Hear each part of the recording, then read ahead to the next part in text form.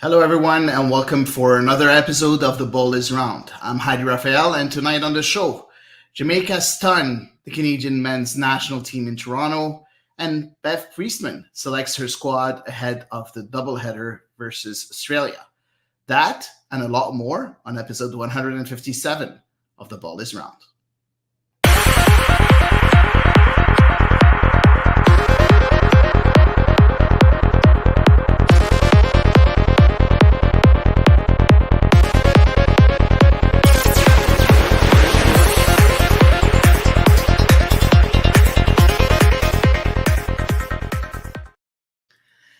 And I'm joined tonight by my good friend Elias Grigoriadis. Elias, how are you today?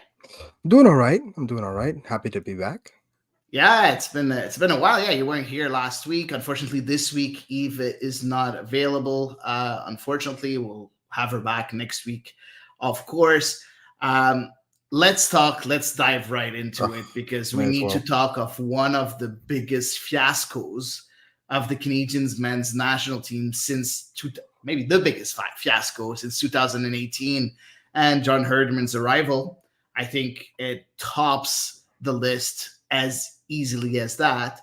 Canada had a great result in hand after winning 1-2 in Kingston before losing it all in the second half of the game in Toronto, losing against Jamaica 2-3 at home and being eliminated from the CONCACAF Nations League in the quarterfinals. You know, before even analyzing the game, what a big letdown from the Canadian men's national team. What did you think about that? Once the game was done and finished and dusted, once your emotions were, at rest in a certain way, and you look at it as objectively as possible, how did that happen? I think it kind of highlights what we've been saying for a long time, and that they need an actual coach, right? And not saying that Morbiello, they need an actual non-interim definitive coach. If Morbiello is your coach, make him your coach. Because I think the worst part about that second half, or arguably one of the most frustrating, wasn't even happening on the field, happening off the field. If you look at the Canadian bench, you look at the sideline, it's not just Mauro Biello there doing what head coaches do, what managers do, and managing the game. It's an army of assistants. There's like 4 or 5 people not sitting on the bench, out there, like at the edge of their technical area, talking and giving instructions, and it just looks like a disorganized mess. And when you're a player and you see that on the bench, I mean, what kind of message does that send out to you, right? We don't know what was said in the dressing room at halftime. We don't know what kind of, adjustments they tried to make and stuff like that. But when you go out there and you see this kind of disorganization, then how are you supposed to, wrap your head around any adjustments that are made, and B, have faith that this is what's being put forward by the team as a whole, by the technical staff as a whole. And that was by far the most frustrating thing, is that every time it cut to Morbiello, or every time the camera panned and the Canadian bench was in view, chaos. It looked like they had just, it's like that the chaos that falls after you go down a man and you're scrambling to like readjust yourself tactically, but the entire second half. And I think that definitely translated onto the field, where you could just tell that it was pure chaos, and it was just so bad. I completely agree. I'll have maybe more precise words a bit later, talking about my emotions. Of course, I was so disappointed. I was humiliated in a certain way. I felt humiliated. I have some friends. I just recorded my Marseille podcast just a few minutes ago, and my friends were laughing at me, saying, "Yeah, what happened with Canada?" I'm like, "Please do not let me start." Right? And this doesn't look good on the Canadian men's national team resume. It doesn't look good at all. It doesn't look good at all on Morbiello's resume, in my opinion. And And we have Roberto, hey Roberto, that says, "Hi guys, Bielo is toast." That's how he starts his hello and his greetings, and that's going to be very interesting, Roberto, because we are going to talk about it for sure. Because there's a lot to say on Mauro Bielo. There's a lot to say about his reactions, his presser, and everything. His in-game management, and of course, we're going to dive right into it. Let's first analyze the game play by play, because that's what we do here on the ball is round. Let's start with the starting 11. The starting 11 of one of the most important games of 2023, because we said it last time. First of all, yes, it's semifinals of the CONCACAF Nations League, but also it's a berth into the 2024 Copa America that was on the line. And that was the starting 11 that Mauro Bielo chose, with Milan Borjan in goal, Alistair Johnston as a right back, Kamal Miller and Derek Cornelius as center backs. On the left, we had Richie Larea.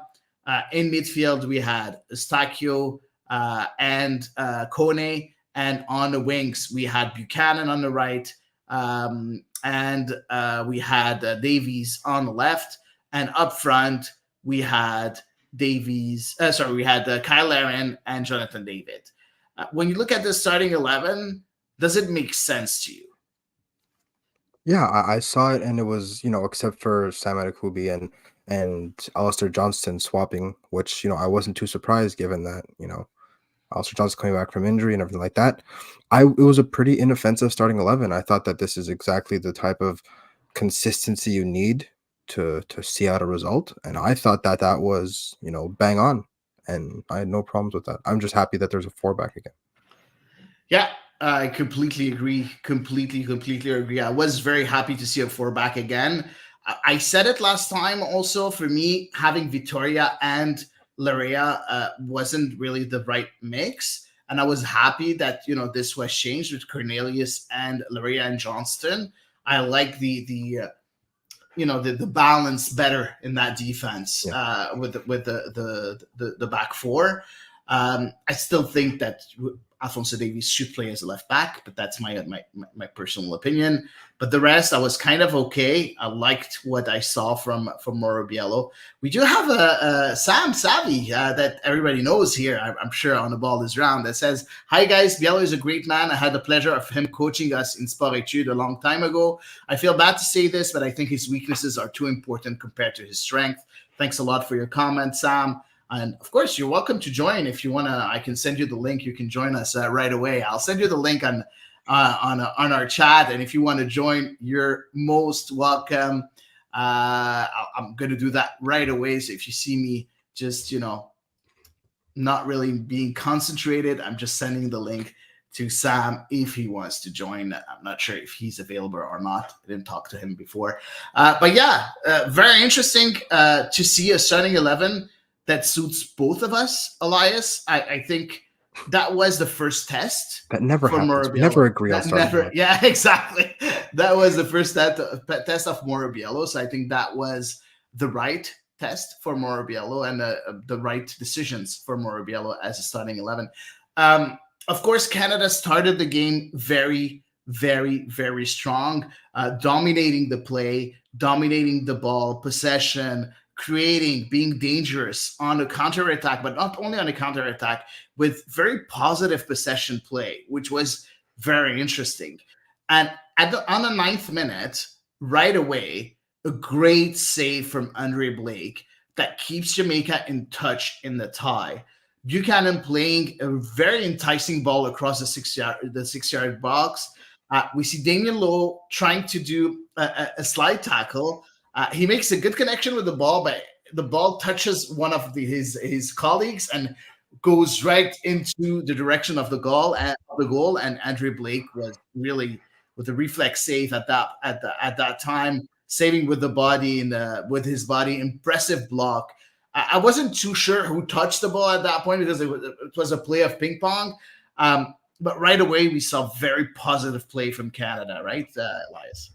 Yeah, I think it's look, as much as we've stated our feelings about Toronto and TFC and BMO Field, but Canada at BMO Field has been historically rock solid, right? They like to put on a show. They like playing attacking football, attractive football, and you really did get that sense in the first half that they weren't just going to rest on their laurels and kind of see out the game. They were looking to, build a lead and kind of maybe reassert themselves within CONCACAF because of the last few months. So it was a great start. It was, the first half hour was amazing. So that was just, an indication of their intentions. Which was nice. Yeah, and we'll talk about the half hour in detail, of course, because we need to talk about the positives first, because there was a lot of positives in the first half, and it's just the second half that was a bit of a problem. Sam tells you hi, everybody. Unfortunately, he cannot join us. He's working right now. He's just listening to us and working at the same time. So fortunately,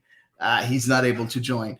At the 12th minute, again, with Canada, with Buchanan playing a very lovely ball over the top to Carl Laren, the top goal scorer in Canadian history, threw on goal, muscles his way through, but the shot is again saved by Andre Blake.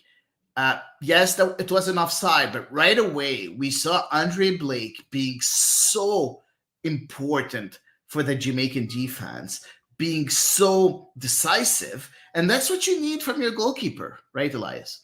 Yeah, no, he's the only reason the game wasn't killed after 20 minutes, right? He's the only reason. He stood on his head, and there's a reason that he has the standing he does within MLS, and there's a reason that he is a perennial starter for the Jamaican national teams, because he is that good. And again, this is another game that adds to kind of the mythos of Andre Blake and just how good he is. There's not much more to say than that about it. Exactly. We're not going to talk a lot about Andre Blake, but he makes another save 3 minutes later at the 15th minute. And this one is maybe the best save that he made the whole day. With Jonathan David poking the ball to Laren in the 6-yard box, Laren just in front alone, just in front of Andre Blake, redirects the ball right away. Low shot hits the body of Andre Blake, who is right there in the right positioning, finding exactly the exact position that he needs to find in order to make the save. And at that time, you're thinking to yourself, Elias, it's impossible. It's just going to happen. We're going to score, because that's 3 very important chances and still a 0-0 at that time. But you're confident that it's going to go in, right, Elias? Yeah, there's a sense you get, right, and there's this energy. So it's one of those things that was like that play was super frustrating, but at the same time very encouraging, because it was like, okay, next one's going in, and it did, because at the 25th minute, that was the opening goal from Canada. Through none other than Alphonso Davies, with the Bayern star initially spraying the ball out wide to Jonathan David, who played an inch perfect pass to Alphonso Davies in a 6-yard box. Of course, Andre Blake, he touches the ball. 100% he touches the ball. But unfortunately for him, it just bounces right through, bounces on the crossbar, and then right into the goal without anybody touching it in. And what I liked about it is that Carl Laren made sure not to touch it. First of all, to keep to keep the goal to Alphonso Davies. But not only that, he might have been in an offside position, so he wanted to make sure that he doesn't touch the ball, and he didn't, which was very, very interesting from Carl Laren. What did you think about that first goal at the 25th minute, Elias? Did you think, okay, that's it. We started. It's 3-1 on aggregate. It's in the pocket. These are usually one of those games where Canada just the floodgates open, right, at that point, right? They were teasing it, and they just need that one goal to kind of unleash. And then they score in bunches. We've seen Canada do it a number of times, and then you do it at home, in front of the crowd. It's cold out. You're in your element, literally. It just seemed like everything had lined up, if not at least going into the half for the second half, if not, scoring again before the 45 minutes. Yeah, it's that's what we needed to see. We needed to see that second goal. But right after that goal, that's when Canada deflated a bit. already for a few minutes. We had a great chance for Jamaica at the 31st minute with Gray playing the ball across the 6 yards box for Leon Bailey, who stabbed the ball on goal, but it was straight to Milan Borjan. That was the best or the only chance for Jamaica in the first half. And again, Leon Bailey being at the end of it. When you think about it, Leon Bailey could have scored in that tie. He could have scored at least 5 or 6 goals. Oh yeah, absolutely. But that's always been his MO, right? He's great at creating chances. He's great at dribbling. He's super quick. He's one of the quickest players in the Premier League. So I mean, there's no shortage of dangerous ways that Leon Bailey can hurt you. But it's always been his finishing that's been a bit wayward, and it's another showcasing of that again. He's a great creator, but when you ask him to be the finisher, that's when life gets a bit complicated for him. Now, Canada was still dominating, as I said, for the rest of the half, but no clear-cut chances until halftime. Do you think that, as we said, we saw some sort of, of them being completely overconfident in that tie, winning on aggregate 3-1? Or what did you think happened? Why didn't we see a lot of clear-cut chances in the first half after the goal? I think this is the first game where Atiba Hutchinson's retirement has really made itself feel just almost overwhelming, in that they don't have that experienced presence that has more than 100 caps and that has played 20 years at some of the highest levels and played in Europe, and who is aware of the ebbs and flows of a game and a tie, and how just that slight switch off at the end of the first half is a very serious red flag, that his presence on the field or even his presence on the bench does help to maybe just calm that out, or maybe wake players up, because we saw they came out of the second half and they were just as flat. So I think that having someone like Atiba Hutchinson did a lot of the work for the coaches in terms of waking players up and kind of getting them back on the same page. And him not there, I think this is the first time since he retired that you look at the field and go, they don't have anybody like that right now. But they do. You have Steven Victoria, you have Milan Borjan, you have those players that are. But why? Experience. The thing is, they are not Atiba Hutchinson, right? They are not. They haven't had to be Atiba Hutchinson up until very recently, because Atiba Hutchinson was Atiba Hutchinson, right? That you have experienced players, but you don't have players that were in that leadership role from the get-go with this generation. So now you have experienced players that do have to kind of step into that role, but aren't as used to it maybe, or don't maybe have as much influence, because Atiba Hutchinson is this mythical figure almost in Canadian soccer. I think they have someone. Unfortunately, that player is not playing, so he doesn't have the confidence, and he doesn't have maybe the influence on the other players, because he's not getting any minutes. And for me, that's Samuel Piette. Samuel Piette could be that player that takes, Atiba Hutchinson's role, just because of his influence, the way he's good in the dressing room and everything. But unfortunately, he never plays.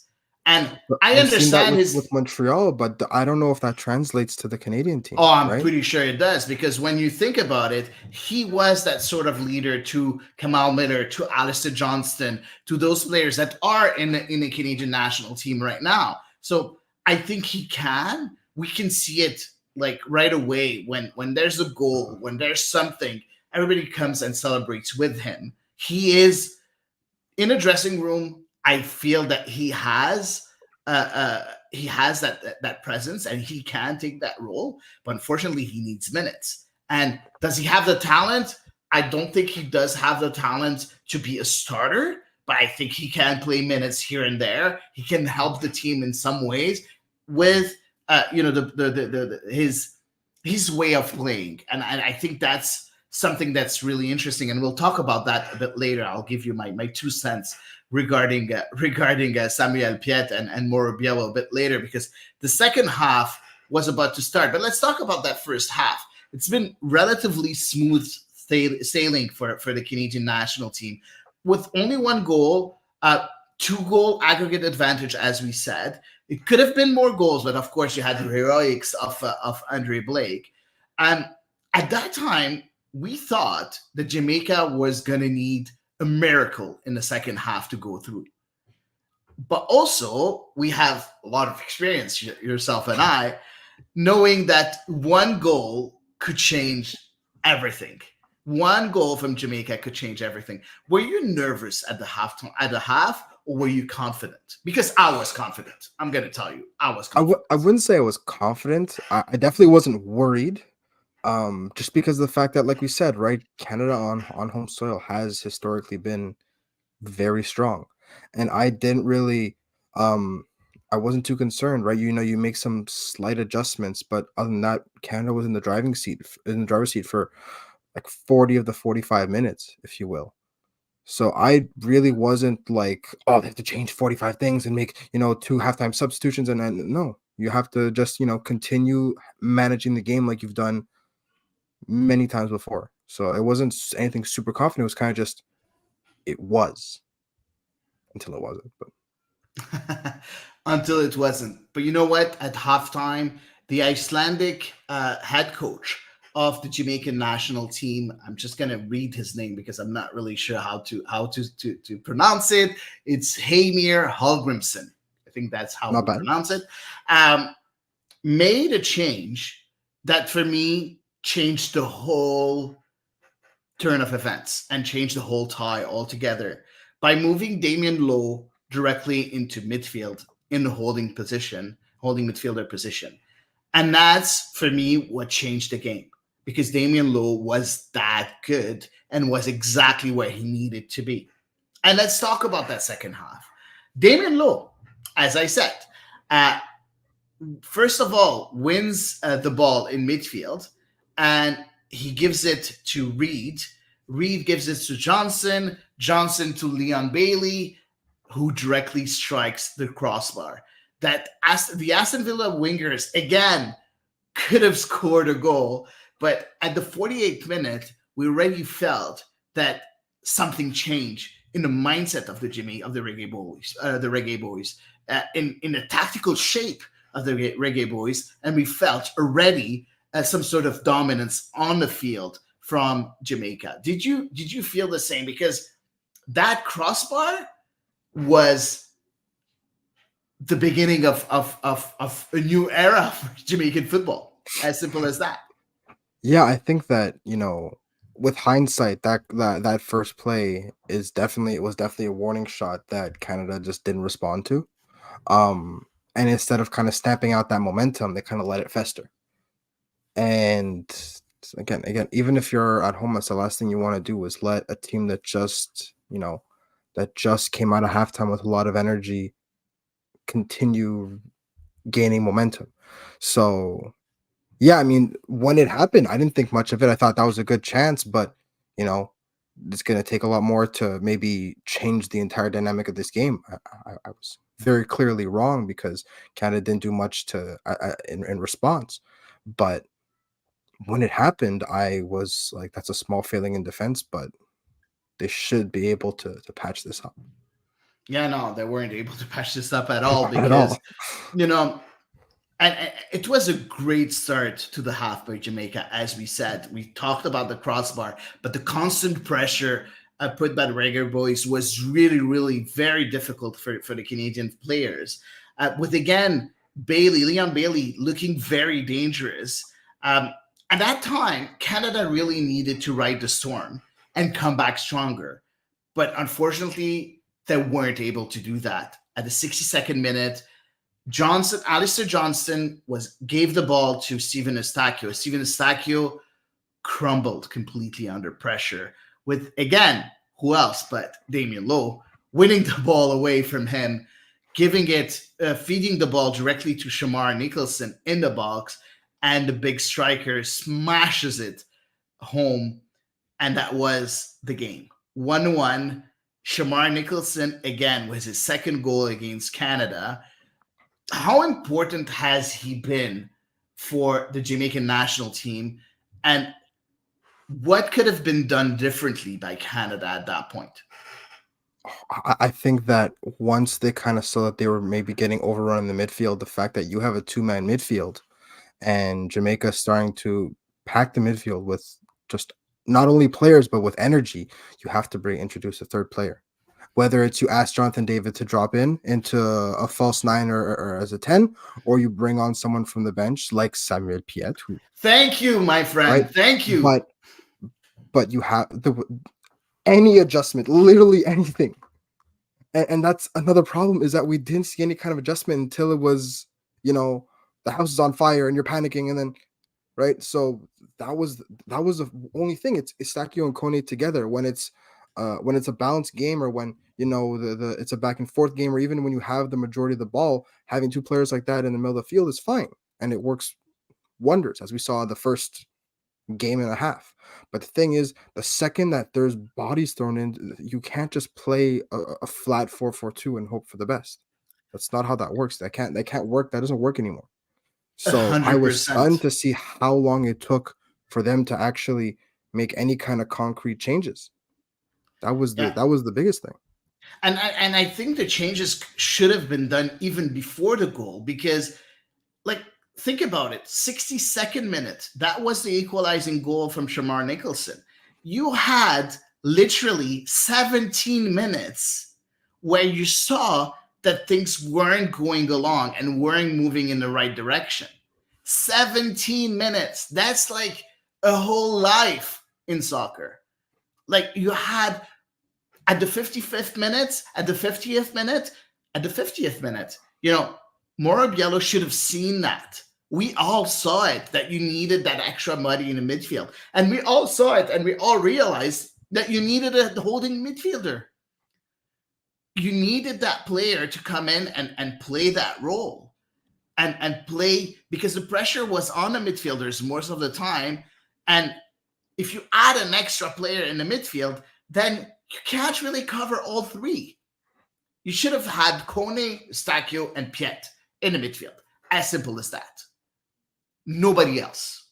Or Nobody even else. you want to bring someone else in and let Eustachio drop a bit deeper. That's fine, but But not you needed really. in the midfield. That's my Not biggest re- problem was a numbers but game, because yeah, Eustachio is good enough to play as a 6. but It's not. you didn't have that number 8 to slot in that midfield. Like, you don't have anybody else. Osorio is not an 8. Please do not tell me that your He's Osorio not. is an 8. So you put Osorio in, it doesn't help at all. Your only play was to put Samuel Piet. There wasn't any other way. Who's the other midfielder that you would have put? They put on Mark Anthony, and Mark Anthony K was the only other. But I'm sorry, Mark Anthony K is not Canadian national team material anymore. I'm sorry, he's not. Like, he got No, traded not four with the times. season. Not with the season he had this year. Definitely not with the form Not he's the in now. the seasons he had in the last 3 years. Since his LAFC days, he's not been the same player. He hasn't been good in any other team than LAFC, and I think he got traded 3 times since then. Yeah, you're right. 3 times. Yeah. So no, he's not. He's not there. And again, you want to put him as number 8, but we'll talk about the changes a bit later, because that's not I can't understand it at all afterwards. At 62nd minute, 1-1 Canada Jamaica. 4 minutes later, again, the exact same play, but a bit deeper on the field, because it's in the Jamaican half. Ishmael Kone really trying to keep the ball and to keep possession. He's stripped of the ball by Reed, who races forward, sets up Gray, who was really sprung clear down on the left, and his ball is prodded in by Nicholson. That was an incredible turnaround for Jamaica, beating Canada on the counterattack and playing exactly the same way, putting pressure on those two holding midfielders, which are Ishmael Kone and Steven Eustachio. And it works. And it works 2 times. Like, how many times do you want that to happen before you move and you do something? And at that time, Jamaica is up 2-1 on aggregate. And at that time, we all think, it's going to go to penalties, right? Or do you think that Canada is going to wake up after 21 minutes not doing anything on the pitch? Yeah, this is where the well-earned cynicism kind of starts to take hold. And I was, because again, after that second goal, we still didn't see substitutions. We still didn't see any adjustments. Yeah. Yeah. Right. So And that's two now. That's 2 goals in 3 minutes, and we still haven't seen anything from Mauro Biello. We haven't seen any kind of adjustment. Nothing. We haven't even seen a change of formation or a change in build up, anything. So now I'm concerned because at some point substitutes can only do so much in terms of changing momentum, and everything was firmly planted on Jamaica's side. And I thought that for a bit there, up until the next goal, and talk about it, I thought that Jamaica was going to score like 4 in this half and run away with it completely. I thought it was going to be a rout. It was going to be terrible. Wasn't far off, but still. You weren't far off, as you said. And it's funny because at that time, there was a few players that were really warming up on the bench and that were close to go in. And then right after, 2-3 minutes later, and we're going to talk about it a bit later, Mauro Biello changed his mind and decided not to make the changes just because Ishmael Kone scored the 2-2 on a corner, on Alphonso Davies corner. It was, on a header of Ishmael Kone that redirected the goal in the back of the net. That was 2-2. And at that time, even if Canada didn't do anything the whole half, Mauro Biello decided to stick with the guys on the pitch. Like, it's a corner, man. You scored. You were lucky to score on a corner. Like, you didn't create anything. You didn't change anything. Yeah. It was well worked. Good job. But that wasn't any kind of demonstration of the game changing. We have a question for Roberto, and that's for you, I think, Elias. How could something so evident not be so evident to Biello? Do you have an answer to Roberto? Look, I mean, I coach soccer, and sometimes stuff that in hindsight is super obvious, it kind of goes over your head, especially if you've just conceded 2 goals in 3 minutes and, blood rushes to your head and you're like, shit. And, your job is on the line and stuff like that. And I think that, it's very possible that the occasion just got to him. And look, I don't know if he shut down. I don't know if he just said, stick with what you got and pray. But it's very clear that, he made not just the wrong decision, but he made the wrong decision over and over and over again, right? For a good 20 minutes. Oh, more than that. 20, 25 minutes, actually. Yeah. Up until his substitutions. So I think that, yeah, it's super obvious, and something this big should have been obvious to Biello, right? It's not like the minutia. It's not like a very small piece of tactical information that just, sometimes get lost in the game. This was blatant when it's happened that many times. So I could not answer that question, Robbie. It's frankly, it's inexcusable, especially at this level. And taking that long to react is horrible when the stakes are this high. It's inexcusable. And he reacted at the 74th minute.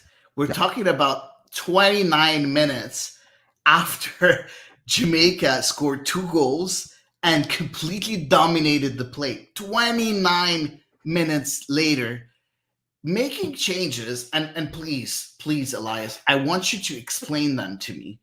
Because for me, this is, I just can't understand them. Why are you making me explain the inexplicable?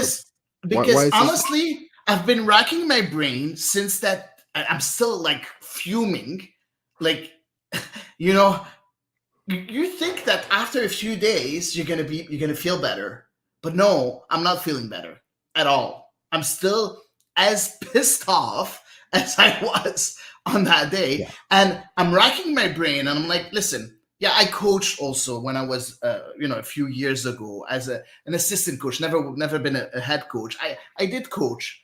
Okay, I've never been a very good soccer player, and I'm like, maybe you've played at a AAA level. You have more experience than me. You're coaching right now, so maybe you can explain what happened in Bielo's head, because I I know the game. I think I know the game. I think I know a bit about football. But when you do your triple change at the 74th minute, knowing that you're lucky enough to have scored an equalizer, not having the momentum, and changing the best goal scorer in Canadian history, Kyle Larin, changing your goal scorer that gave you a lifeline, Ishmael Kone, and TJ Buchanan, who's one of the only players that can make a difference 1v1 on the counter, for Junior Hoylett. I think that's a good player to come in. I wasn't mad at that. Jonathan Osorio, that hasn't been near his best level in this year. And Marc-Anthony Kaye, and we did talk about it quite a few times right now. So you're putting a Marc-Anthony Kaye that doesn't know how to play holding midfielder. You're putting an attacking midfielder, and you're putting two attacking midfielders, with Junior Hoylett playing more as a striker, in a striker role, 9.5 and something. So you just equalized. You don't have the momentum, and you're changing so many good players with players that are not in the right mindset, that haven't been good this year, except for Junior Hoylett. Please I want an explanation, because for me, you had a lifeline. You know what? Protect your lead, man. Put the Samuel Piet on the bench, on the field. Put someone that can change the momentum a bit, defend a bit, because you're leading. It's 2-2, you're leading 4-3 on aggregate. You've been out-coached. You know what? It's okay. You've been out-coached. Keep that possession, give the possession away and defend your lead.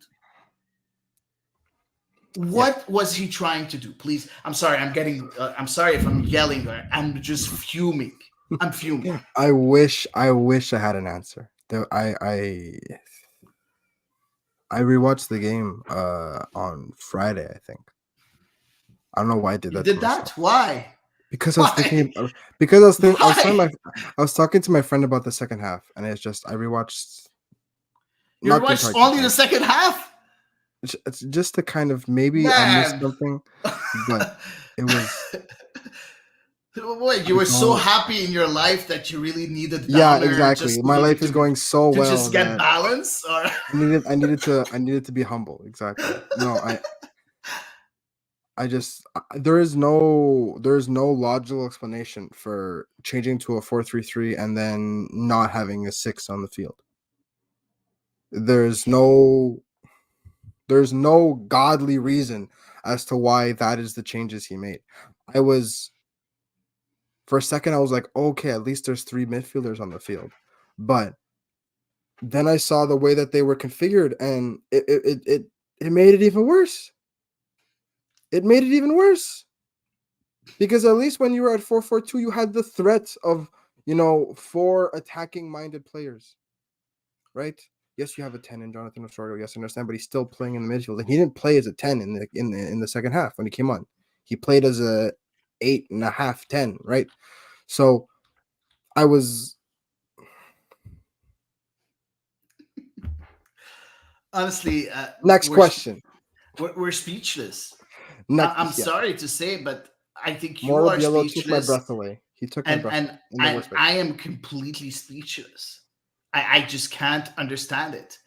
And then we saw, directly after, 4 minutes after, Jamaica scoring again on an unfortunate penalty that was called against Canada with the handball from Steven Eustáquio.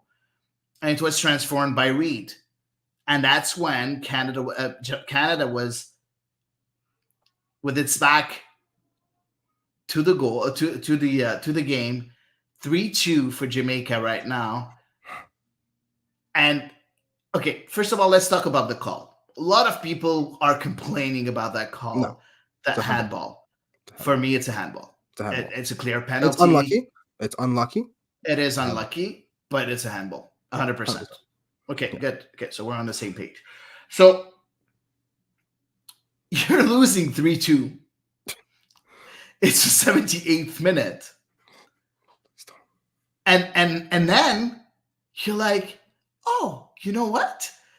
I have to put more offensive players on, on Yeah, the because now you pitch. have to. Now you Because have to. yeah, but like you have to, but like you have no balance whatsoever. So you change Alistair Johnston and you put at the 84th minute, you put Liam Miller on the field. And you're like, okay, what are we doing? Because everybody was lost at that point. And just before that change, of course, Demarai Gray gets the red card after a very, very funny play, getting 2 yellow cards in a minute. First of all, for trying to change the course of play and to trying to have an argument with the referee, and then he goes off the pitch. He comes back on the pitch without the referee's okay, gets a second yellow card, which was really funny. That's when you remove Alistair Johnston and you put Liam Miller. Again, you don't have any balance in the midfield, any whatsoever. And then 4 minutes later, you do another change, and then you put Jason Russell-Rowe in for, wait for it, Steven Eustáquio. So, you have so many offensive players, but you have no midfielders that can give them the ball. Elias, please, just a bit of wisdom, because I feel that I'm not There's wise no room enough. for wisdom in this discussion. No, that broke me. Seeing Steven Eustáquio come off, that's what did it. That's what officially, that's what ended my night.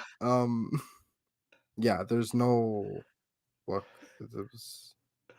I understand the need to bring attacking players onto the field. I get it. What would have helped was maybe having your all-time leading goal scorer on the field, but Oh instead yeah, of for sure. But he was instead of the subbed guy off because he who didn't scored like need one them. goal in like 15 games. Uh, but we're not going to get into that because that's in the past, and we don't focus on the past here. The entire sequence of play after those substitutions just reinforced what we just said, right? Because yeah, cool, you have all these players that can score and that can create, but there's nobody to give them the ball, right? Nobody. All Mick has to do is sit back now and wait. Yeah. And Oh basically, no. The plan was very simple, Elias. Give the ball to Alphonso Davies and let him create something. That was he's the a only plan. fullback. He's a fullback. But I he know was playing you as a can't just. winger. I know, but you can't play Alphonso Davies and ask him to create the way he does But at Bayern. that was the plan for John Herdman, and of course Moribiello. And I said it in the past And look how week, that went for him. 2 weeks ago. I said it that the only thing that Biello is doing is just continuing the work of John Herdman, which is not enough because we all know that John Herdman created something really good, but we needed something else. We need someone else. We need tactical knowledge. Yes. We need a tactician. We need someone that can help those players grow, and not coaches that are in awe of Alphonso Davies. We need someone that can teach Alphonso Davies a thing or two. Yeah. And that's not what we have.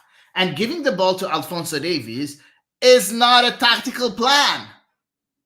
It's just not. How many times did Davies receive the ball on the left flank and was marked by 2 or 3 players, and losing the ball every time? Can you blame Alphonso Davies? Because a lot of people were blaming him. Well, I don't think he played well. He did. I think it's his best game for at least a year, Alphonso Davies. That's more a critique than a compliment for this game, I find. But I think that, the reason Alphonso Davies is so effective at Bayern is because he does all his work when other people are occupied. Yeah. Alphonso Davies is the main focal point. Of course. for Canada, right? And when you have someone like Jonathan David who is not in form, when you have someone like Kyle Aaron who is on the bench, all the attention gets drawn to his side of the field, and he can't do what he does because he does best in open space. So when you are throwing wingers and throwing attackers and throwing midfielders and throwing overlapping fullbacks onto Alfonso Davies' side to give him support, that's not what he needs. Alfonso Davies doesn't need support. He needs space. Yeah, Right? 100%. He needs one player for support in case it doesn't pan out. But he doesn't need 3 or 4 players because it just attracts more attention. Alfonso Davies is the second fastest player in the Bundesliga. He's Yeah. like the 4th fastest player in Europe. Okay. Give him the room. I would give him a fullback and give him nothing else. And just let him run. Because then it opens up the fullback if you want to overlap. It opens up everything. But so I don't fault Alfonso Davies. I think that he took it upon himself a bit too much to do too much, but that's what was asked of him. You can't fault a player for trying to do too much when he's asked to do that much. Exactly. Right? So yeah, Alfonso Davies should have maybe given up the ball once or twice in certain situations instead of trying to dribble a second player. But when the entire game plan is configured around Alfonso Davies willing his way past 5 Jamaicans, can you get mad at him when it doesn't work? No, you can't. And again, I think it was his best game for Canada for at least a year. A goal and assist. He was dangerous every time he had space. But then in the second half, how many times? You can count on one hand how many times he had actual space to run into. Yeah, because there was no game plan. It's as simple as that. The first half there was space. The first half he had all the space. It was amazing. And that's why he was so effective. But the second half, forget it. Exactly. So now, again, there was a moment of hope at the 95th minute when I'm pretty sure you're gonna know what I know what you're talking about. When Junior Hoylett received the ball at the top of the box, and honestly, knowing how he can bend the ball and he can score from the top of the box, I was like, "Is this it? Is this it? Are we gonna get away with that dreadful game?" Unfortunately, Junior Hoylett wasn't able to hit the target. That was the golden chance for Canada to come out of this tie with a win. But you know what? They didn't deserve it. It's as simple as that. They didn't. Because even though they were the better team in the first half, Jamaica didn't play poorly in the first half. Yeah. They were just kind of, surviving the storm and then looking for their opportunities, which was, what was to be expected. So they didn't play bad. So Jamaica deserved this the entire way through. They were, hands down, over 90 minutes, they were by far the better team. So credit where credit is due. They did what they had to do. They did what they had to do. Exactly. They did what they had to do. And unfortunately, Canada didn't. As simple as that. And I just want to just add one last thing because, that I just want to add a comment on the give the ball to Davies and let him create a plan. You have so many players that can play with the ball. Liam Miller is really interesting with the ball. Tajan Buchanan is very interesting with the ball. Steven Eustáquio, when he's on the pitch, when he's not subbed off for no particular reason, is great on the ball. Ishmael Kone is great on the ball. You have so many players that can create stuff. You don't need to rely on Alfonso Davies because that plan is always going to flake. Always going to fail. As simple as that. It's always failing. Alfonso Davies is a facilitator. He is not your talisman. Exactly. Jonathan David is supposed to be your talisman. But even if, Jonathan David is a poacher.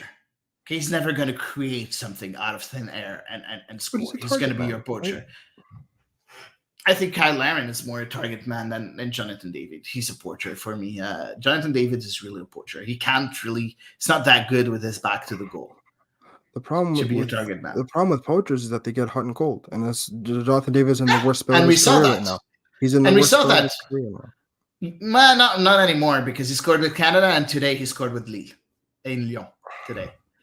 And he scored a nice goal, by the way. But Canada's already eliminated, so his spell is done, but so is Canada in the Nations League. So.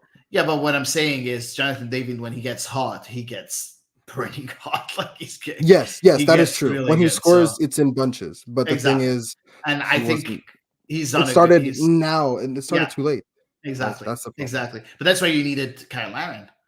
But Morbiello He got thought that he subbed didn't. out. Yeah, that you didn't need him. Okay, question for you, Elias. Does that elimination removes any chance for Yes, Morbiello to get the permanent job, 100%, 100%, 100%.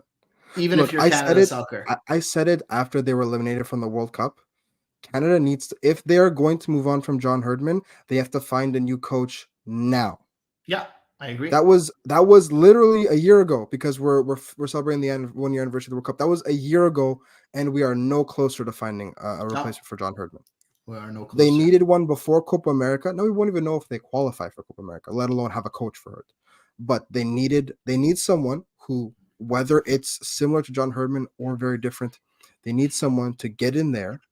And because at the end of the day, Copa America is nice, but the Copa America is preparation for the World Cup. The Gold Cup is preparation for the World Cup. Nations League is preparation for the World Cup. This is a once in a lifetime opportunity for Canada, because you're hosting a World Cup on home soil. This is, you will never get an opportunity this good to grow your game. And if you are putting in the performances with an interim coach and a disjointed starting 11 that we're seeing now, then they may do more harm than good in terms of the state of soccer. 100%.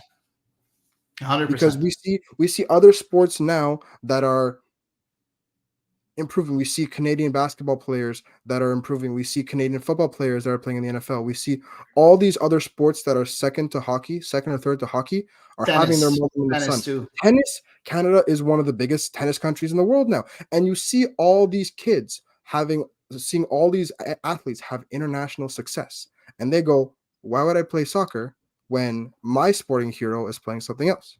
Because they're operating at the highest level possible. Meanwhile, the Canadian national team has all this talent.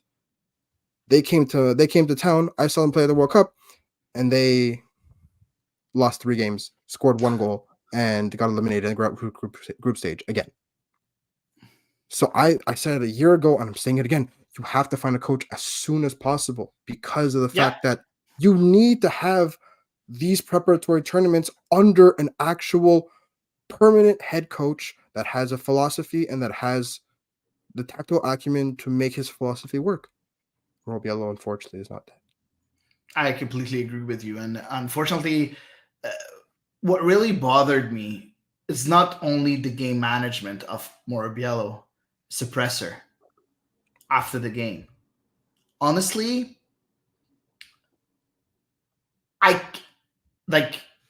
he needs to take communication lessons, because this was bad. This was very, very bad. And again, you know what? You know what? I'm just going to say I love Morbiello, and I think he made some very good things with CF Montreal back then, Montreal Impact. He was very interesting. He made some very harsh decisions. He took some very harsh decisions, and they were right at the time. And everybody's gonna throw some tomatoes at me when I say that I think it was the right decision to bench Drogba for Mancosu, who was on fire. And Drogba was really cold at that time. So he had guts to do that. And I think it was a good decision back then, during that time, during that season. But right now, this coach didn't improve, didn't evolve. And unfortunately, his communication was really subpar. At one time, we asked him what the I don't even remember what the question was, but his answer was like, I did everything I could. And I'm like, you just lost on home soil 2-3 against Jamaica. You sure about that? And that's what you're saying? You did everything you could? That's the kind of coach that wants to coach the Canadian men's national team that has a golden generation? Of course not, man. Of course not. That's not what you want to communicate. That's not what you want to communicate. I like, nothing was working for Morbiello that day. Was it a bad day at the office? Was it, or is it him that's not good enough. But like we gave you right now, not one reason, but multiple reasons as to why Mauro Biello shouldn't be a candidate for the permanent position. And again, nothing personal against Mauro Biello, who's really a really nice guy. But he's just not at that level. He's not what we need right now. He's a leader of men. We need a tactician. It's as simple as that. It's not the right time for Mauro Biello. Carlo Ancelotti. Now, of course, yeah, Carlo Ancelotti. There's a lot of rumors sending him with Brazil, so we'll see. We'll see. I thought it was official, but it wasn't. By the way, he's still with Real Madrid right now. So, talking about Canada and the future for Canada, we did lose in the quarterfinal of the CONCACAF Nations League. It's okay, Nations League for me is not very important, but we still have a chance to qualify for Copa America. Yes. And at that time, two questions for you. First of all, let's take a look at the play-in. Play-in is going to be on March 23rd, 2024. It's going to be a one-game decider play-in between Canada and Trinidad and Tobago in Frisco, in Texas. Canada, Trinidad, and Tobago. And we have there's another game also, Costa Rica against Honduras. How important is it, first of all, to qualify for Copa America? And second question, how important is it to have a permanent head coach at that time to prepare the team for Copa America 2024? It's the two single biggest priorities until the World Cup. It's the only two things that matter, is making sure you beat Trinidad and Tobago and finding a proper coach. It's the only two things that matter. I don't want to hear anything else about anything else. If it's not about that, that should be priority number one and number two. And yeah, I mean, you lose to Trinidad and Tobago, wrap it up. Just Listen, wrap it up. So it's done. If we lose to Trinidad and Tobago, I'll take a 1 month off from the ball is round, just to get over mentally this. recover. Yeah, I get it. That's fair. Because that would be very bad. And Trinidad and Tobago is not a small team. They only lost 2-1 against the States not too long ago. Yeah. So Yep. They're going to be difficult to break. But Canada should be able to. I don't care. It's so bad. Like, I'm sorry. And again, like you said, respect to Trinidad and Tobago, because they also did eliminate the States from World Cup qualifications 4 years ago.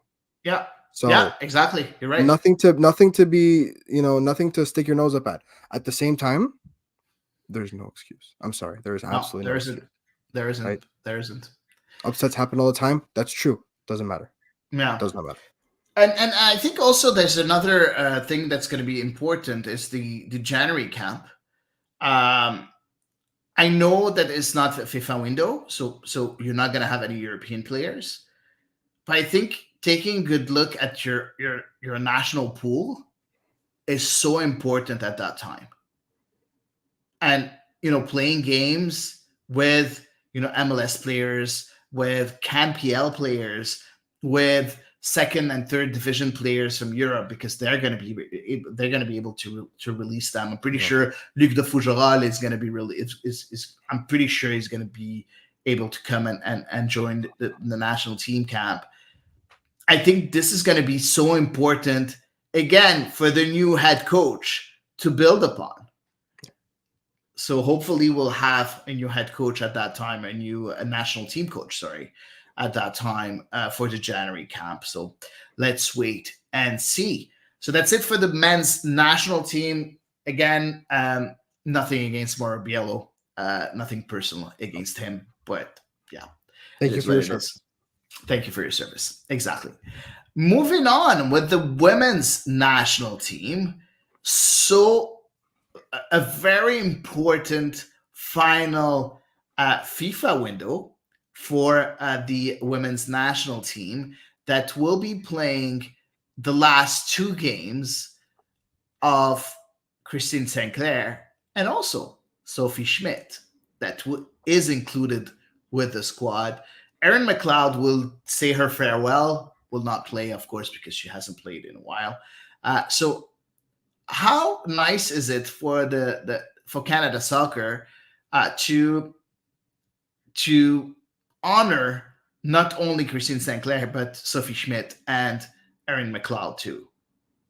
It's nice. I mean, all the attention was on Christine Sinclair, right? For obvious reasons, but it's important to remember that she was not the only one that helped put Canadian soccer on the map, and it's nice to get other vitally important members and maybe some more unsung heroes of Canadian women's soccer and give them their flowers because you know if you can't change the course of a sport with one player, and she may have been Christine Sinclair may have been the figurehead of this generation and that revolution, but there's so many other players that helped her get there and helped the team get there to that stage. So it's nice to see that they're showing love to those who deserve it. No, exactly. Two games that will be played against Australia. Do not forget that Australia beat the out of us in the World Cup. 4-0 was it? It Or was 5? 4-0. Yes. 4-0. Who's keeping? Who's counting? Who's counting exactly? So first game is gonna be First game is gonna be on December 1st in Victoria, the hometown of Christine Sinclair, and then on the 5th of December in Vancouver. So let's look at the squad that Bev Priestman chose. Goalkeepers: Sabrina D'Angelo, Lisiane Prou, Kaylin Sheridan, so no changes there. Defenders: Kadisha Buchanan, Gabrielle Carl, Sydney Collins, Vanessa Gilles, Ashley Lawrence, Jade Riviere, Jade Rose, Bianca St. George, and Shelina Zadorsky. As midfielders: Sinia Wujo, Jessie Fleming, Julia Grosso, Geneva Hernandez Gray, Quinn, Sophie Schmidt, and then as strikers: Jordan Heidema, Chloe Lacasse, Adriana Leon, Michelle Prince, Christine Sinclair, Olivia Smith, and Evelyn Vian. What did you think about that squad? We all know Sophie Schmidt is there just to say farewell. But what did you think about all that? Knowing that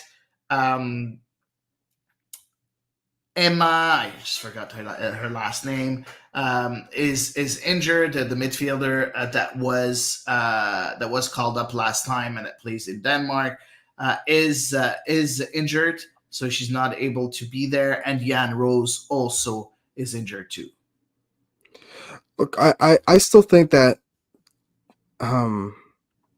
Canada they need to find out who they are still, right? We saw the two games against Brazil. There were moments where we got it, and we saw that there is a recognizable style to this team, but they're still struggling to figure it out because especially going forward, I think the from the defense, from the holding midfielder back, they are very well aware of who they are and who your key players are. Not surprising, you have some world-class talent.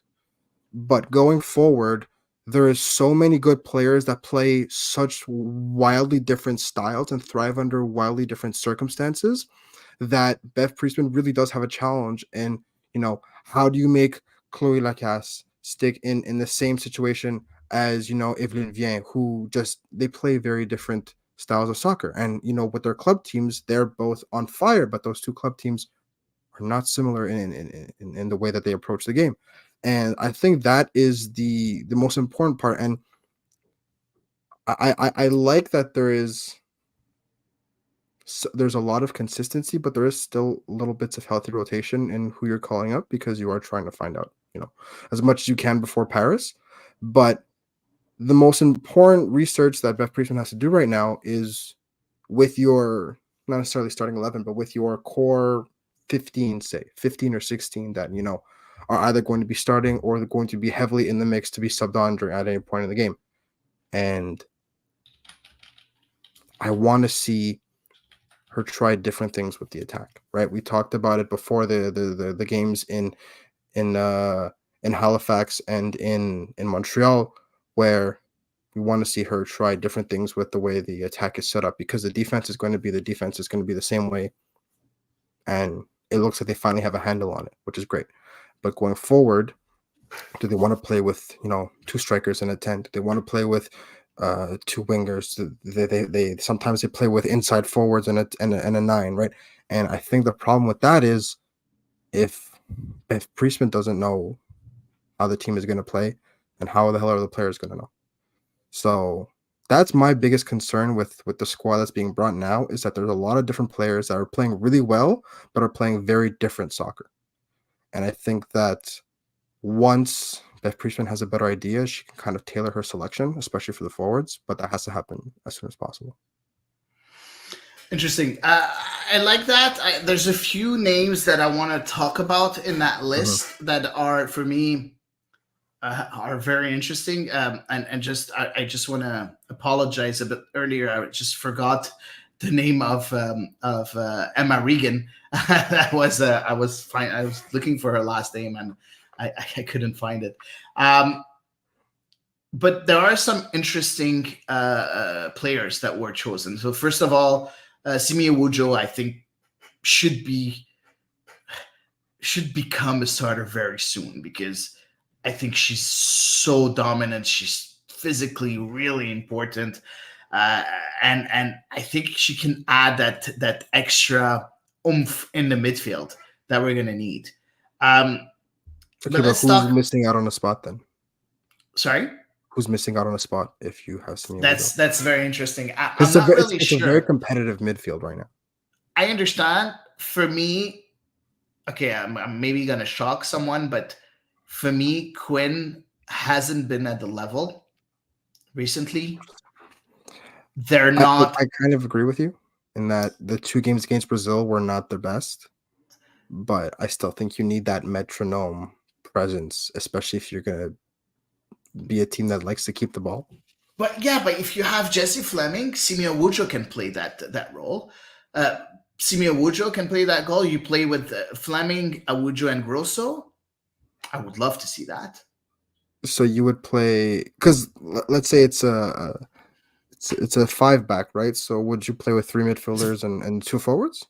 Yeah, but that's how Priestman has been playing with. Yeah, but sometimes she plays with a front 3, right? Yeah, if she does at that point, yeah, I would play with Awujo and Fleming.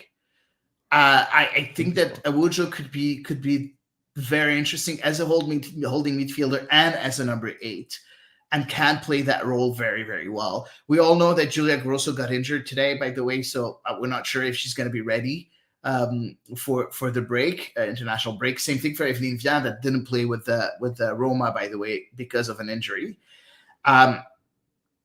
But I would like to see that duo of Awujo and Fleming, because it's the new era, guys. It's time to start with those up and coming players, and having Geneva Hernandez Gray there is so important. The same thing as having Olivia Smith.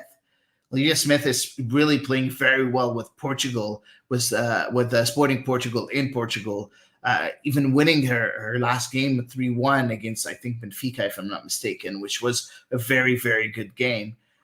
She's been really good with Sporting Portugal. So I think having those players who are the next flag bearers for Canadian football, having them in the midst so soon is very important, and they need to get those minutes. Quinn, unfortunately, they haven't taken Quinn's their only chance. 28, remember. Quinn's only 28. I know, but they haven't taken their chance in the last few games. They were supposed to be the ones that replaced Desiree Scott. And unfortunately, they didn't show that they can carry the torch in the midfield, in my honest opinion. Now, maybe because even in the World Cup, they weren't as good either. Nobody was, to be fair. Exactly, but like Yeah, I'm no, talking about I individual understand that. Yeah, no, performances, right? I do agree with you though. So if you want to have someone in the midfield that takes up that role, maybe try someone else. No, Maybe just I by think Simi trying Rizzo has someone. definitely earned a chance to at least, Exactly. And showcase it. maybe if the replacement gets better, it's going to push Quinn to really do a better job, to learn a thing or to evolve, to improve, to progress. So let's wait and see if that's going to happen. I doubt that Beth Friesman will make those kinds of change because she likes to stick with her own plans, in my opinion, which sometimes is good, sometimes not really. Recently, it has been very good for her. So, and I want to see Olivia Smith a bit more. Uh, it's her time. It's her time. Adriana Leon had her time. Michelle Prince had her time. Jordan Heidemann had her time. Like, it's time to shake things up. You have 2 games right now. You need to shake things up. That's my opinion. No, I agree with you with the first two. I think Jordan Heidemann is still young enough that she's still she still has time to reach her Yes, ceiling. But but if you no, you but I always do give her think the that it's time to maybe shake up the order, and like you said, right, introduce a little bit of competition and some young blood that will maybe wake up some of the more veteran players. yeah, exactly. And Jordan Heidemann, of course, she has time. I'm not saying that it's done for her. None, far from it. But I think that always trusting her in the Canadian national team for me is not helping her. We need to tell her that, listen, you know, you're not, even if she did play a good game with against Brazil, but you're not a given starter. You're not. It's No, not your not right now. place. You're still not as good as a starter. Same thing for Adriana Leon. Same thing for Nichelle Prince. Because up front, nobody really took that spot and made it their own. Maybe the only player that really, for me, impressed me up front was Chloe Lacasse, and even and she's not even starting most of the time with Beth Friesman, which I still don't understand. So let's wait and see. I think it's going to be 2 very, very interesting games for the Canadian women's national team. I think they need to at least win one of them and draw the Yes, other. They cannot lose yeah, any of those 2 games because no. they need And to I erase hope that they don't four get zero caught up defeat. in the ceremony of it Yeah, being, the goodbye games. I hope they don't get caught up in the emotion of it, and they maybe and they take their eye off the ball. This is still vital preparation because the Olympics are coming up in what, like 8 months now. yeah, So very you only soon. have so many windows. You only have 2 windows left, I think, right? Yeah, Before before the Olympics. So I think that yes, it's nice and you'll have your ceremony, but game time. exactly. Exactly. Unfortunately, so I think we can move on from the women's national team. Of course, we'll discuss the games in the next episode because we'll have that December 1st game that would be played by then. So we can't wait to discuss it a bit further, do a fine analysis as a play-by-play analysis like we always do. About CF Montreal, I want to hear your thoughts about this, Elias, because no news No this news. week. Nothing. Sometimes no news is good news. Crickets. It's no, there's literally been nothing to report on, right? They're looking for they're working on finding a coach and they're working on, whatever transfer targets they have, but there's been no news. And, there's always news, but now that there's no news, everyone's like, "Where's the news?" There's nothing. There's really nothing to talk about right now. We'll be getting we'll be introduced to a new coach in a couple weeks. Surely they're definitely going to do it before Christmas. They want to get it done before the new year. I know that for sure. And I mean, with good reason, right? You don't want to if you're starting your training camp in late January, you don't want a coach that has 2 weeks on the job before they start training camp. You want to give them as much time to build a rapport with the players before training camp starts and kind of hit the ground running. So And help also choose the players, because of exactly, course Olivier Renard chooses the players, but he takes the as we saw last year, doesn't mean that it translates to on-field minutes or results. So exactly. We'll see. Some rumors for that vacant job with the CF Montreal. We can comment on them just a bit. It's only rumors as of right now.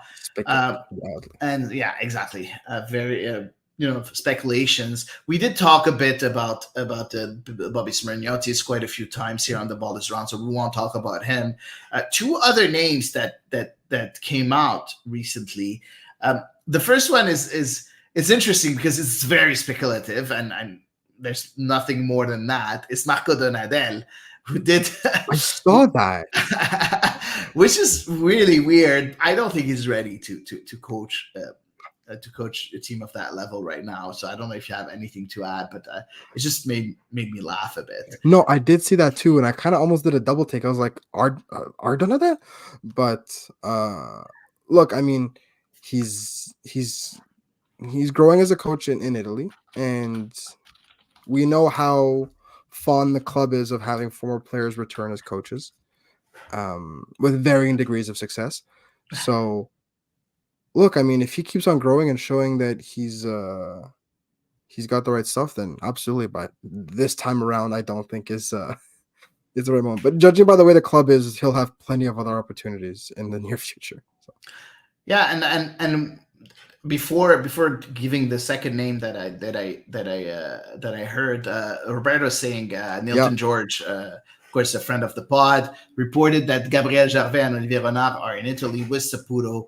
I'm not really reading too much into this because, Saputo is most of the time in Bologna right now, so just going to discuss, I'm pretty sure, the budget, their plan for 2024 and everything. So I wouldn't read too much into it, even if there's always a possibility to choose a coach, an Italian coach. Yeah. Reportedly, they're looking to solidify relationship between Bologna and Montreal, right? In terms of not just coaching, but players as well.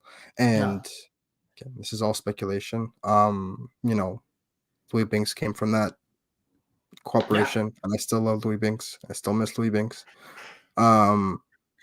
But yeah, look, if they can get some, but the thing is, it can't just be players on loan, because that's not what CF Montreal are doing anymore. They're not looking to just get players on loan and then just ship them back off. They're looking to improve talent. So unless they're getting a very good player on loan, we got Gabriele Gorbo, which was really interesting when he came on loan. But it's not going to be loanees that are here just because they can't play in Bologna anymore. So no, it's not this is not the Laval Rocket, right? This is its own thing. Exactly. Now, I do have a second name that's a rumor, and I think it's going to be very interesting if it's him. And it's Thomas Christensen, the head coach of Panama, that's been really, really good with the Panamanian national team. He did coach in Europe in quite a few teams. He's someone that's not for CF Montreal, but also for the men's national team. Yeah. So what do you think if we have Christensen either with the men's national team or CF Montreal? What do you think about that choice? Look, I mean, he's kind of cut his teeth all over the world. I've already said my piece about people who are not super familiar with North American soccer, and but he is. How I feel. He is, but not in a managerial capacity, right? And that's where stuff gets a little bit, I understand. I have a proposition for you. Can I give you a proposition? That smile concerns me. Why not Alessandro Nesta? Honestly, I'm just going to tell you something, okay? He did coach in North America with Miami FC in NASL. I think he went, I'm not sure if he went to the final, if he won the NASL, but he was pretty good. How long ago was that, though? Oh, not too long ago. He was coaching for 2016, 2017. The So landscape of North American soccer, and just in the last 3 years, let alone the last 8, has changed immensely. So yeah, but look, he I mean, knows. look again. I'm not close to it because again, this is someone who is this is one of the smartest defenders ever, right? In Yeah, terms of just pure footballing brain power, one of the smartest of all time. But yeah. again, Listen, knowing the game does not translate necessarily well into MLS, and we've seen that time and time again. So I'd but love someone with recent MLS experience, or at I least North understand. American experience. But let me just a Mm, bit more talk about him. Okay, but he did win the regular season with the in the NASL with Miami mhm. FC back in 2017. He lost in the semifinals in the playoffs, unfortunately, but that was his second season, and then he resigned, and then he went and signed in Italy. He coached Perugia, Frosinone, and now he coaches Reggiana, which is not a small team. Reggiana is it's he signed with a 1 year contract. Right now, Reggiana is in Serie B, which is not a very bad league, second division in Italy. I don't think he's gonna take that spot because he just started with Reggiana, but I think that's the kind of coach that I would like to see in Montreal. I think it worked when we got Thierry Henry, that knew North America, and came here, had an idea on how he wanted to play, had two not a lot of experience as a head coach, but it worked for CF Montreal in my opinion. So that's my opinion. I don't know if you have anything more to add on that, rumor that I just I will invented. never say no to Alessandro Nesta in Montreal. Good. Never, I love it. never, I love ever, it. ever in my life. One of my I love favorite it. defenders of all time. Amazing. That being Good. said, I have said my piece about managers who don't have managerial experience in North America. Recent, right? At least he does have some background in it. But look, if Alessandro Nesta is the new manager of CF, like if that happens, right, which I still think is a pretty big I don't long think it's shot. gonna happen. I don't think it's gonna happen. Uh, why would I say no to that? Let's wait and see. Elias, it's your time to shine with social media. Luck. Let's launch the segment.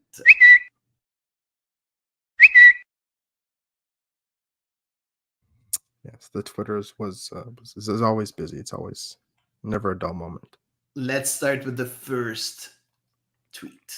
This is from Duck Mayu, our favorite Duck Mayu. In summary, Olivier Brett finds that having one DP who plays defensive midfielder does not work in 2023 and will work even less in 2024 when the clubs will have four. This is in response to the rumored increase in designated player slots. We've been over this, right? You need designated players if you want to have success, even if it's regardless of the age, regardless of the status, you need designated players. You need to splash at least a little bit of cash on the quality of your squad. Obviously, one of those DP ideally would be a striker, right? Besides a striker, where do you want to see a designated player focused on, given that there has been significant development from the youth players on a number of positions? If you have, let's say, those two designated players, if Wanyama is one designated player and a striker is another, those two other designated player spots, where do you want to see that go? Okay, first of all, for me, striker is not the choice Really for, and I said it a couple of weeks ago. interesting. Um, for me, we need a creative midfielder, a number 10, someone that creates chances. That's where we lack. Nobody's creating chances. We need that very interesting creator in the midfield that can create chances, score goals, give assists. That's what we need. We need our own Hani Mukhtar. That's what we need. We need our own Carlos Hill. That's what we need, and we don't have that, unfortunately. So to me, that's what's needed. That's the main target. And yes, of course, keep Victor Wanyama because you need that kind of player. So Yeah, I now that Hernan agree. Losada's gone. I agree Exactly. I agree with Olivier Brett that having only one designated player as your defensive midfielder is not enough. But having one designated player as an offensive midfielder might be enough, in my opinion. So you can have only one DP, but it needs to be that game changer, that Yeah, Hani Mokhtar, that Carlos Hill. but what's your ceiling if you only have one designated player? Oh, but you know what? We're not going to talk about this again. Like, it can, like, of course, the ceiling is that much harder to shine and to be a top team, but you can still make it happen. Like, you can still progress. And we saw that those tweets of, the lowest, the I think 6 or 7 lowest teams, Made the salary playoffs. budget, all qualified to the playoffs except for Montreal. And the highest salary, I think the 3 or 4 best, there's only one that Except made for it to the Atlanta. playoffs. Yeah. Exactly. So, you don't really need to pay that much. You just need to find the right balance. And I think you can make it happen with 2 DPs. I doubt with one it's going to be that much harder. But you need at least one offensive creative force as a DP in order to create or to win something. Not even to win, to exist and to go to the playoffs. Just be there. Exactly. Very interesting. Hopefully we get some news on that front soon. But Olivier Renard said that he knows that they need to strengthen their offensive sector. So what he knows and what he does are 2 very different things. When he's been very transparent. That's not yes, true. he has. Every time he said something, he made it happen. So now, is it going to be a DP? Maybe not, but he knows he needs new blood up front, which is, I think, a step in the right direction. Second, social media. This is from Phyllis. Is anyone still following this? What a disaster of a season for the MLS. This is in response to a tweet from MLS about just with the quarterfinal bracket. I don't know if you echo the sentiment. I don't know if it's just because there's no more Canadian teams in the playoffs, but has MLS Cup playoff interest in general declined? And if so, why do you think that is? Honestly, Felice is a listener of the pod and has been a listener for a while now.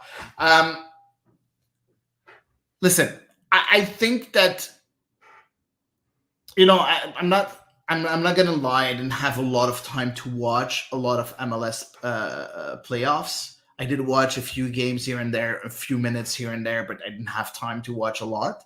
I did watch a few minutes of yesterday games with Columbus, winning against Orlando and Cincinnati winning against Philadelphia. And tonight we're going to have the other two games of the Western Conference. I think I said it last time. I don't like the format. It's as simple as that. First of all, I love the first round being, 3 games. I like that.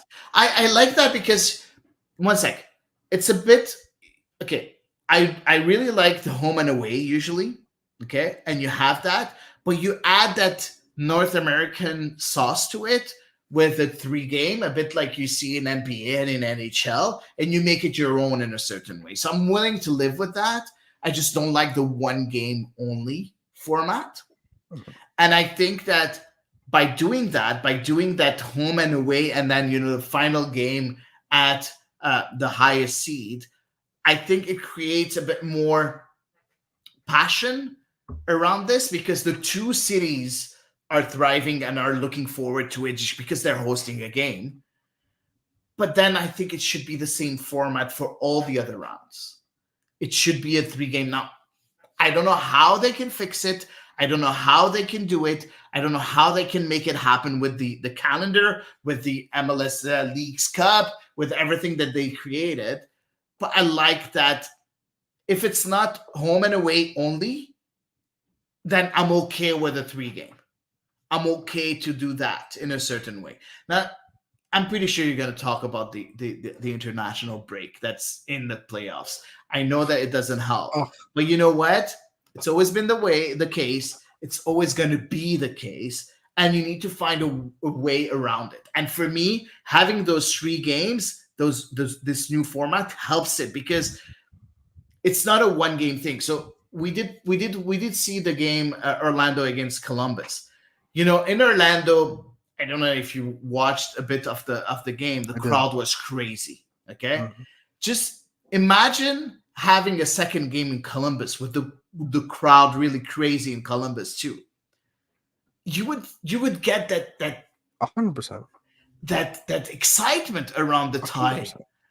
that's not only in one city but in 2 cities, and then Yeah, the whole absolutely. country will light up in a certain way. Absolutely.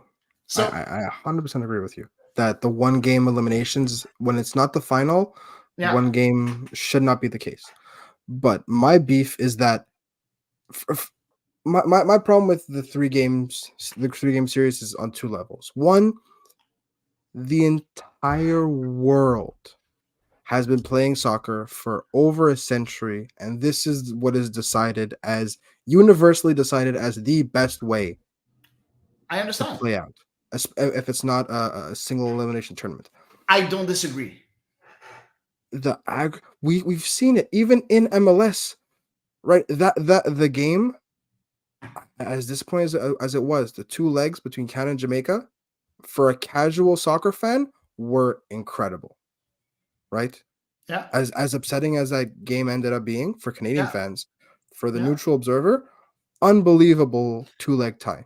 And we have the opportunity to have that every single time. My biggest problem with the 3-leg series is that it gives an overwhelming advantage to the higher ranked teams. They have 2 home games to the other team's That's 1, and they're already higher ranked, which is why we only had 1 upset the entire playoffs, which was yeah. But listen, Sporting KC against St. Louis. But at the same time, St. Louis is an expansion team, right? I The fact that know, they got but so my beef is that if we had 2 legs, it would be first of all much more entertaining ties and much more unpredictable outcomes. I agree. You know what? I agree. But we have to take things in consideration. Okay, the MLS, the MLS is looking to attract other people to the game of soccer, not trying to convert people that love European soccer to loving MLS, because they know that target audience is it's going to be even more difficult to reach them because they're so used to watch European soccer that every time they're going to see something in MLS, they're just going to try to compare it with European soccer. Mhm. So they're trying to attract other people that haven't been watching soccer in their life. And I think that's very intelligent because you do I agree. have that's a very good strategy, very good marketing strategy. I really love it. And you know what? It's working. I know in Montreal here, I talk with a lot of people, and they're like, a lot of people that I talk to, I've never watched soccer in my life, but you know what? I came 2, 3, 4 times in Satsupura and I loved it. So I'm really starting to get into it and everything. And they didn't start to get into it by watching European soccer. They started getting into it by watching MLS. You want to give them some sort of familiarity somewhere. So having this 3 games, I know that it's not the best. I agree because we are born into European soccer, you and I. So I understand that the away game and the home game is the best way. But if you want to attract that other audience, I think doing a 3 game is meeting us halfway somewhere. Not doing a 1 game off and 1 game only, but meeting us halfway, having the home and away, and then that North American style way of adding that 3rd game with the highest heat. So I'm okay with that, but I think it needs to be all along, like all the playoffs. Even if I still agree with you. For me, home and away is always the Yeah, best way of playing I soccer. feel like MLS should embrace that what's unique about soccer. Be like, we don't have a regular best of 3 series. We have 2 games. And the second game is always absolute madness because you never know what happens. And there's 5 lead changes in the last 2 minutes, you know. So I just think that they should embrace what makes them unique, because or else in terms of pure star power, besides, Messi and a handful of other players, are not going to compete with the star power of LeBron James and the NBA and the NFL. They're not going to go star for Yeah, star but in again, markets that aren't Miami. but that's not the goal. That's not the goal. The goal If they is are to trying to attract people from other sports, yeah, because people in North America cannot understand playing a game, winning the game, and not winning the series. There's just not. It's not in the culture of of a North American sports fan. It's as simple as that. And playing a two-legged tie, this happens. that Sometimes happens all the time. Yeah. you have a tie, and then you see one team celebrate, and the people are like, "What? What's going on?" But it's a tie, or "What's going on? They lost, and why they're celebrating? They lost the game." So it's just not in the culture. So they're trying to meet us somewhere in the middle. Well, I hope that doesn't become standard, because that'll be I disappointing. think it is going to If become they want to standard. And make you it, know if they what? want A to make lot of it people, now, a to, lot of to people were making fun of the MLS when they were using the spray. And look where the spray is. that's not the same thing as But you know what? At we one already point, you have have to players innovate. complaining about too many games, and you're just going to add a bonus game because. Oh yeah, but because the Leagues Cup is does shouldn't exist. But that's something else. We're going into another territory. So we do have a comment from Robbie. They have to figure out how not to have the 2 weeks break. Soccer is already Exactly. low on the It radar in kills North the America. momentum. Yeah. Add the break and it disappears. I agree. Remove They the killed Leagues the Cup and momentum before everything. decision Even day. if They I killed the love the momentum Leagues before Cup, this. Absolutely. even if I love the Leagues Cup, for me you need to remove it. Why not playing the Leagues Cup in December or end of November? You finish the season, the MLS Cup before the winter break, before the international window, and then you have the international window, and then you play the Leagues Cup. I think that could be awesome, but I don't think the Mexican FA would want that. So we'll see. Moving on, next tweet, because we're taking too much time and Robbie's going to yell at us. Next, Mark All right, Fishkin, a friend of the pod, of course, yeah, saying, folks, enough already. This is in response to an article that says, Messi not included. Red Bull's ticket promotion includes a major asterisk. That asterisk is Red Bulls are basically have a ticket bundle you could buy for the home opener of the season. It's like, it's you buy 2 tickets and you get, certain amenities, and you get like a bobblehead or something. The only problem is, since the MLS schedule isn't out yet, if Red Bulls host Miami on their first game of the season, you don't get the ticket. It gets moved to the second home game. And look, that can be a discussion in and of itself. My question to you is, when will MLS, first of all, should MLS treat Messi like a normal player, a star, but a normal player nonetheless? And what steps do you think need to be taken to encourage clubs to treat him like, yes, a star, but not some deity that you have to move heaven and earth for to maximize your money? uh, listen, first of all, I'm going to answer your second question first. Like, don't do those kinds of bundles. Wait until the calendar is up and then do your bundles. Like, that's stupid, because now you're just irritating your own fan base. And that's stupid marketing. That's really stupid. Like, it's like trying to play the lottery and then telling you, oh, you know what? We're not going to have the grand prize this time. And you're like, but why did I play? you know? So now it's a stupid marketing strategy from the New York Red Bulls. Now it's normal for MLS to treat Messi as the superstar. He's one of the best players in the game, in the history of the game. So Yeah, they need to build their marketing around it. So for me, that's completely normal. Now, again, it's stupid from the New York Red Bulls because this shouldn't happen. It just shouldn't happen. Just wait until the calendar is up, and we wouldn't have that discussion. And a lot of people were asking me before, a few months ago, hey, if you buy a season ticket for next year, are you going to see Messi? I'm like, yeah, of course. That's how that works. You're buying a season ticket. And a lot of people were saying, I'm pretty sure they're just going to remove Messi from the equation. And I'm like, I hope they don't, because then fans are going to be completely irritated. So, fortunately, they didn't. CF Montreal didn't. I didn't see any team across MLS, changing the rule for the season ticket holders, and I hope that it stays that way. But I kind of understand when you're selling individual tickets. I completely understand that MLS wants to bank on that, and MLS clubs want to bank on that, and that's completely normal. It's part of the game. It is what it is. It's It just is that what it is. strategy. It is the strategy of the Red Bulls that's completely wrong, in my opinion. I agree with you in that sense, and I think that hopefully it's not. Hopefully they take it back, because that's not kind of fair either.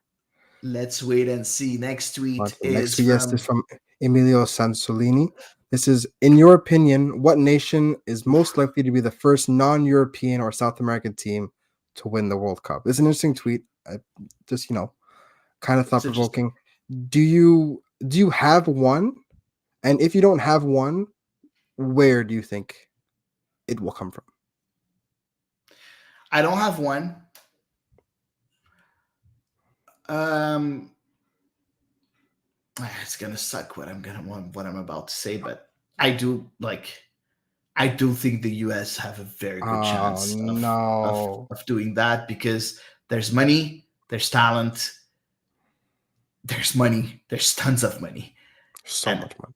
and yeah, I hate unfortunately, I hate to admit it, but I agree with you. yeah, unfortunately, I would have said an African team. The thing is, there's so much corruption within the federations that I think that every time an African team is going to do something, it's just going to go into a very bad cycle right after. So, are we going to see an African federation be see have a clear path to win a World Cup? I doubt it, but talent wise, African teams have everything it takes to win a World Cup. They I just agree. need to have the structure behind it. And unfortunately, with the The corruption, US. it's pretty hard to have a structure. Yeah, and I agree with you. I'm worried that the United States are in pole position right now. Yeah. Um, God, I hope that doesn't happen. I'll never hear the end of it. Yeah, me But neither. But when you see that Aiden Morris chooses the States for in front of Canada, that's the thing, right? You have people like Balogun, you have people like Ada Morris, you have people like Serginho Dest, right? man, Who's in the news for another reason. But you see talent picking America yeah. over England and the Netherlands, right? This is not And just this isn't Nigeria. just Canada and Nigeria. This is not just Canada getting picked over. No. This is teams that go into the World Cup as, if not favorites, contenders, and they're And, picking the and United States instead. So, and when you see Aiden Morris's game yesterday, you're even more pissed so off that good. he didn't choose He Canada. would have been So, great against Jamaica. yeah, exactly. Moving on. Let's not Thank really God, dwell on yes. that. Moving on. All right, this is Last but from not least. Luis Madriegos. This is France just won four. Well, not just. This was last week. Just won 14-0 in European qualifiers, but it's not even that surprising when 5-goal beatdowns are common. These are just from this cycle, and the cycle isn't even done. And it's a picture of 16, 4 or 5 or 6 or 7 or 9 or 14 goal wins. Is there a problem with European qualification, and what can be done to give some smaller nations even a fighting chance of finding any kind of progress. Listen, I'm gonna maybe we're not gonna agree on that, but I think there's no problem whatsoever. Hmm. I think that by having those beatdowns, this is how nations learn. And I'm gonna give you a few examples. Okay, I'm just gonna go and find the um, the tables, the European qualifiers for the World Cup, the standings, because I'm just gonna give you a few examples. Okay, Luxembourg, which is one of the teams that were highlighted in the tweet, were laughed at for years, finishing last most of the time in all qualifiers. I'm just going to tell you something. Luxembourg was able to get 17 points. 17 points and finished third in their group, right after Portugal and Slovakia. Luxembourg was third, in front of Iceland, in front of Bosnia and Liechtenstein. But forget about Liechtenstein. This is how you learn. You get beatdowns and then you learn. You get beatdowns and then you learn. Another team that I'm going to talk about, and that's also very, very surprising, it's Moldova. Same thing. Group E. Yes, they finished fourth. I agree. Well, with 10 points, 1 point away from Poland, and 5 points away from the first two teams in the group, which are Czech Republic and Albania. Albania is number 1 in the group. Albania. So, yes, you're going to have beatdowns. Yes, of course, it's going to be tough for teams like Gibraltar. I don't think Gibraltar is going to be a great team ever, but they're going to learn from that. The laughingstock of all Europe was Luxembourg at one time. Look where they are right now.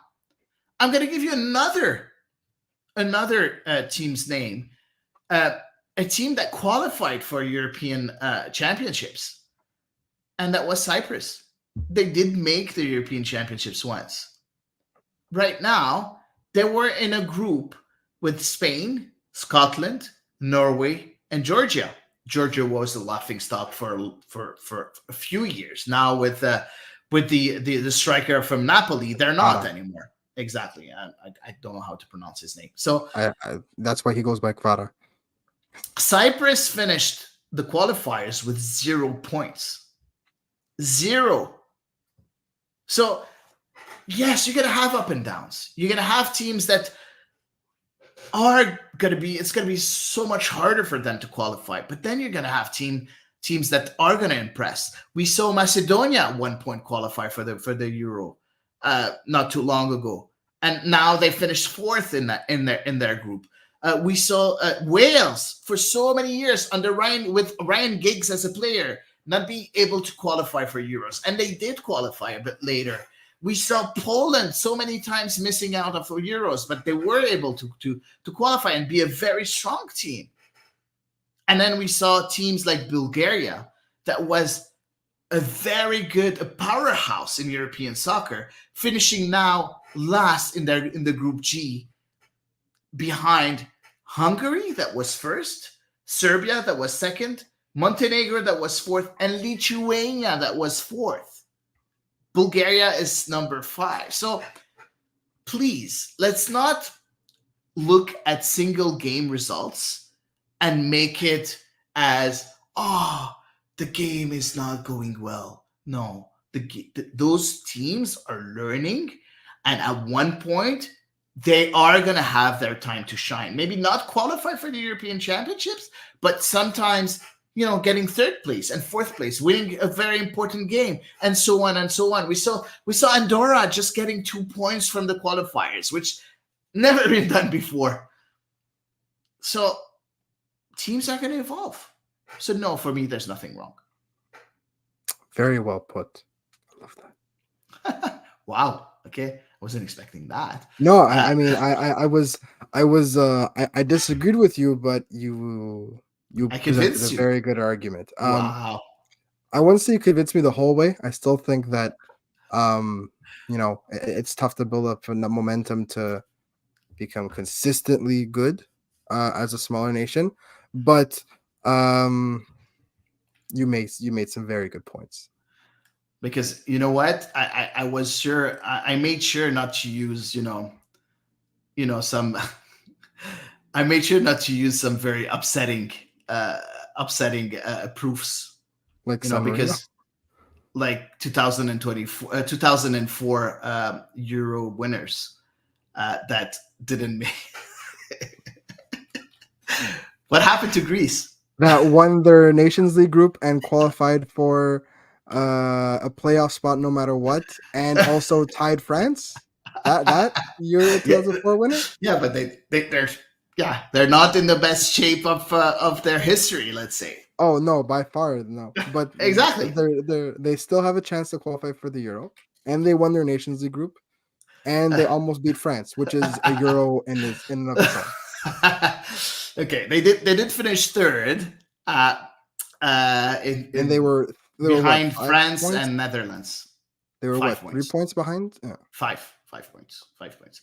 But yeah, interesting. So all I'm Even even saying they is, even even they beat Gibraltar like 4-0. but To put it in yeah, five. I think five. Yeah, I think 5-0. There five you go. nothing. Yeah, but all I'm saying is, sometimes it's cycle. They're the European champ, the 2004 European champions, and look where they are right now, not able to qualify yet to the Euros 2024. So let's wait and see. Let them grow, let them learn, and then everything will pan out in a certain way. So that's it for social media for today. Elias, thank you very much for being here. So many good things to discuss. And thank you everyone for staying here with us and tuning in. Hopefully you liked our content. As I always say, our content is always going to be free, but if you want to help us out grow the content, you can become one of our Patreons. You can see the link on our Twitter page. Of course, the ball is round Montreal. Thanks again, and see you next week for another episode of The Ball is Round.